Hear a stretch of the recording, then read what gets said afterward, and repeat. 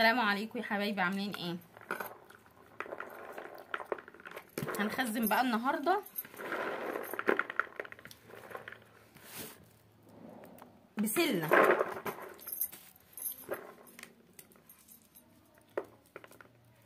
عايزه اقول لكم ان انا كنت بصور فيديو عشان تعرفوا بس ان البدايات ما بتبقاش حلوه خالص.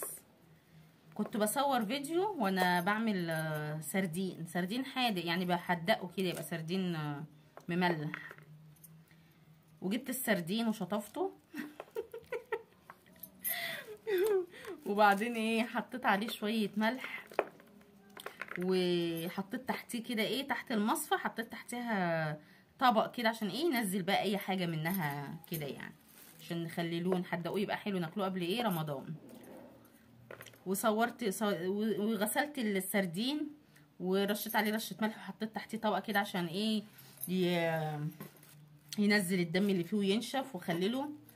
وجيت اصور بقى عشان اخلل بقى السردين، وحطيت عليه ملح وكركم وشويه شطه وشويه زيت وخليته زي العسل. وجاي عشان افصل الفيديو بقى واقول لكم مع السلامه يا حبايبي، الاقي الفيديو اصلا ما بيصورش. عارفه اللي هو وقفت عامله كام؟ والله العظيم بجد عملت كام؟ طيب قدامي خيارين، يا اما اشيل السردين تاني من البرطمان واغسله من الزيت والكركم والملح والشطه وكاني ما صورتش واعمله من اول وجديد، يا اما امسح المقطع اللي عندي بتاع غسيل السردين ان انا كنت ناويه اعمل سردين دي. رحت ماسحه المقطع بتاع السردين الحادق، بس هوريه لكم وانا باكله، يعني مش لازم تشوفوه بقى وهو معمول. دي حاجه. تاني حاجه، كنت بخزن معاكم سبانخ. ما الايام دي ايام تخزينات، وانا هعمل ايه غير التخزينات بقى ورمضان وكل سنه طيبين. المهم كنت بخزن سبانخ وخضره، ومسكت السبانخ قطعتها وغسلتها، وقطعت الخضره وغسلتها، ونشفت الخضره تماما بطريقه بقى، يعني في ناس تعرفها وفي ناس ما تعرفهاش. جبت كيس مخده نضيف جدا ما فيهوش ريحه، ورحت حاطه جواه الخضره كلها، ورحت ربطاه سراه كده، ورحت حاطاه في قلب الغساله وعاملاه على التنشيف ان هو ينشفه. والله العظيم طلعت، يعني انا صورتها وانا بحطها في الغساله، وصورتها بعد ما طلعتها، وصورتها وانا بكيسها في الكياس. ده كله ما كانش بتصور، انا خايفه ده كمان ما يكونش بتصور والله العظيم.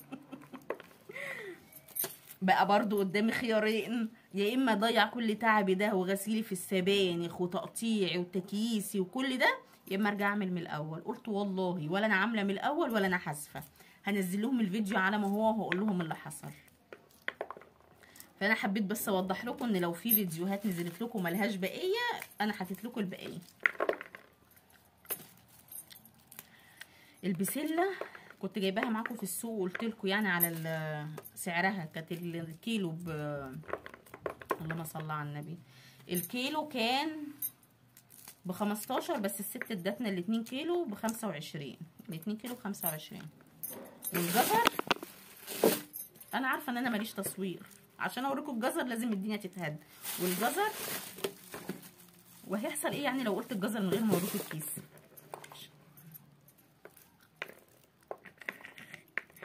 الجزر 2 كيلو ونص ب10، عشان جزر مش حلو قوي يعني.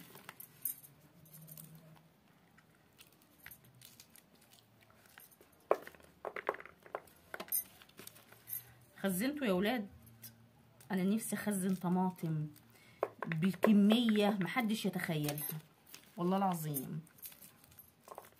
طماطم الايام دي في السوق ب4 جنيه، والمستويه بتاعه الطبيخ والمحشي ال4 كيلو ب10 جنيه، يا بلاش. ده تمن كيس شيبسي، والله العظيم يا بلاش بجد. نفسي انزل اجيب ب500 جنيه طماطم، هبقى انزل ان شاء الله هجيب كميه طماطم تكفي بلد. بعد كده انا هصدرها،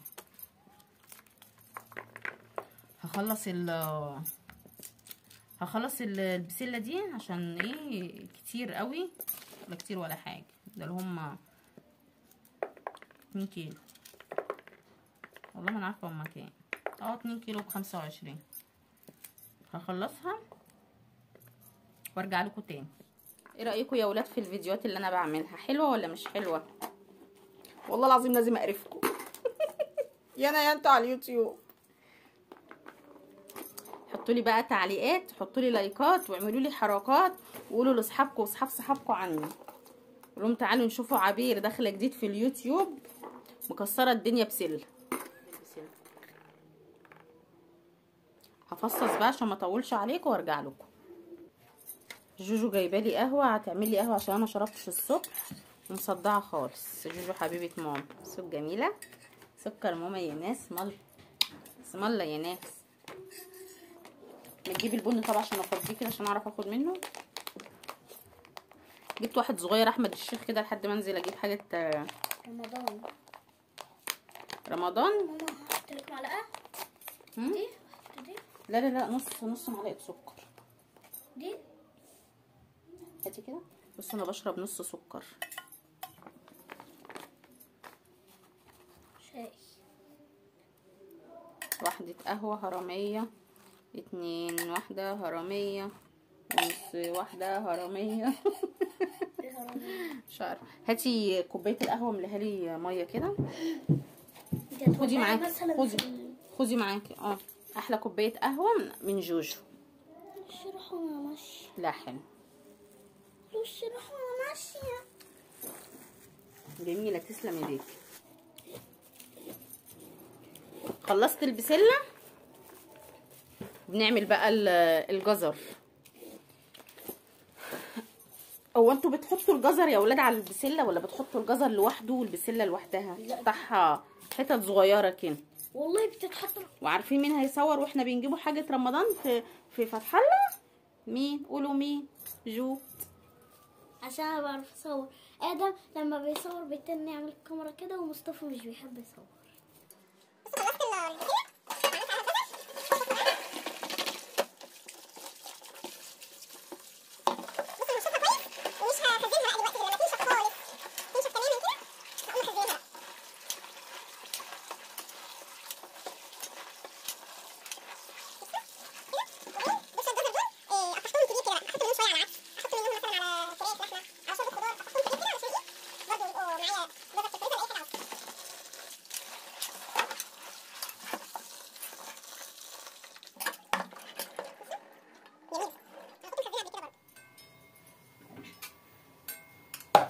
بصوا يا ولاد، علشان خاطر طبعا انا مش فاضيه ان انا اسيبها تنشف، عايزه اخلص يعني اللي ورايا وكده.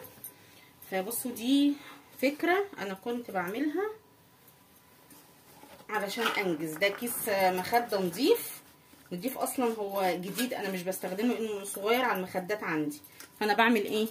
بفضي فيه اي حاجه، ملوخيه، خضره زي كده، عايزه انشفه، وبقوم رايحه حطاه في الغساله. بصوا كده، بصوا الميه، بصوا الميه غرقان ميه. طبعا انا عايزاه ينشف علشان اخزنه، وعلشان ما تبقاش مكرمشه كده البسلايه وتبقى حلوه. بصوا بعمل كده جامد. تعالوا بقى اوريكم. بصوا بحطه هنا كده واقفل عليه الغساله اللي هي نص اوتوماتيك دي على البسله ما تنشف بقى في الغساله. هعبي الجزر ده عشان ايه؟ الملم يعني الدنيا كده، ما تبقاش الدنيا عندي محتاسه بقى وجزر هنا وبتاع هنا. عايزه انجز يعني.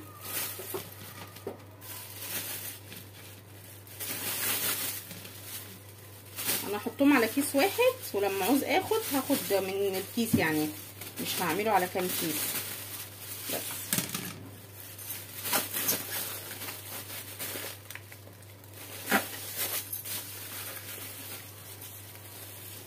ده بيبقى عندي بقى مش لازم عشان ما انزلش السوق كتير يعني.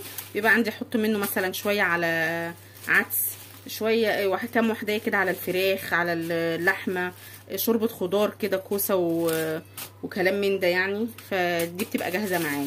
تعالوا بقى نشوفوا البسله في الغساله زمانها نشفت. هنشوف.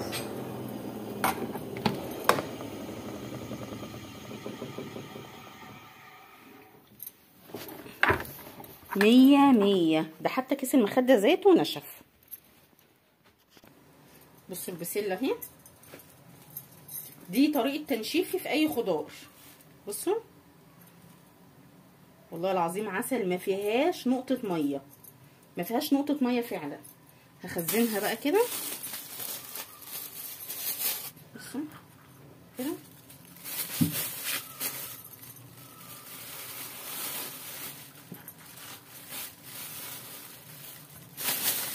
انا مش هكتر في الكيسة علشان انا بحط عليها بطاطس، تبقى ايه خضار يعني مشكل كده. فدي بالنسبه لي حلوه قوي مثلا كده على بطاطستين. هعبيها كلها عشان ما اطولش عليكم وارجع لكم. بصوا كده خلاص.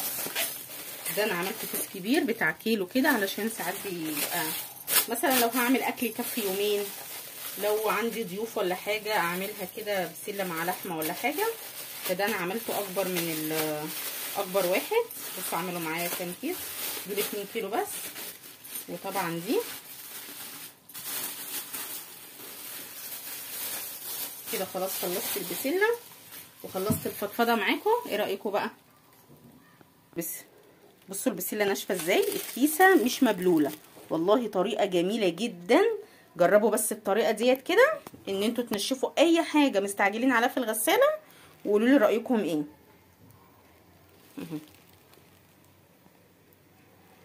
يلا اشوفكم على خير في فيديو جديد. مع السلامه.